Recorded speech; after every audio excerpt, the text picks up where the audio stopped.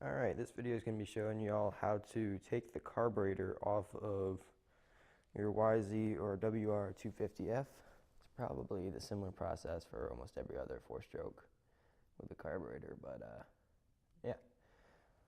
So just to get right to it, we're going to start by taking off the seat with these two bolts here. And then we'll take off the gas tank. There's a bolt up here and then one right about there under the seat. And next we want to take off the silencer. There is, I think this is an 8mm bolt. It might be a 10 actually. And then another one right in here that undoes the clamp. And then if you take your side plate off, you will notice there is one more screw right here.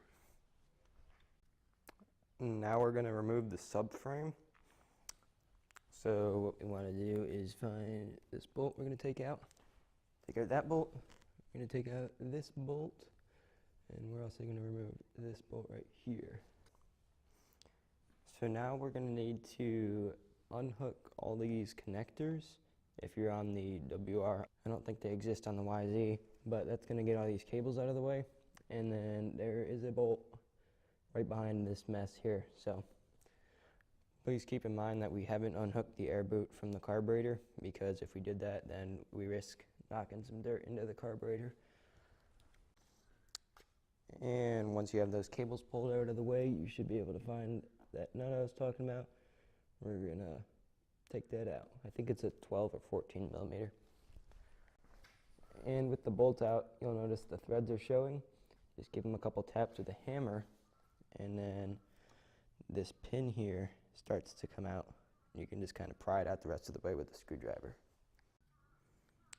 And with the top part of the shock out, or the top shock bolts, now you can get this bolt right here. This is the bottom half of the shock.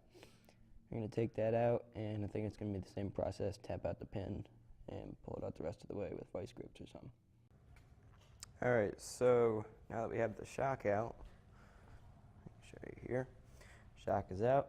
Now we're going to work on removing the subframe. So if you have the YZ, this is pretty darn easy. On the WR, it's not so easy because you got the battery and all this wiring to deal with. But what we're going to do is remove this bolt right here that holds on the fender, and I believe there's a connector we have to unhook back there. So now we got to unhook all of these connectors. So there's one here, here, here, and there.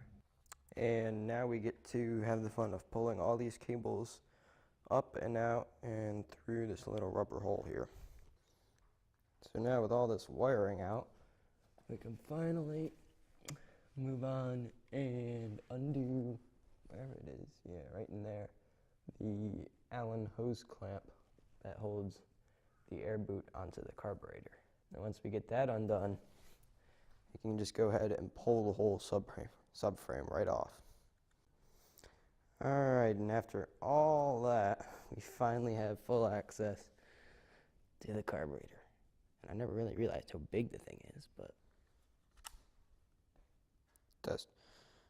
Now what we're going to do is remove these two Allen keys that cover this, that hold on this cover here, and there should be the throttle wheel back there.